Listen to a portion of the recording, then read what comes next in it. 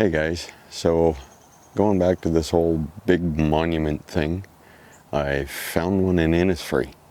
I have never heard of it before, and we just happened to be driving through and saw a 27-foot tall penguin.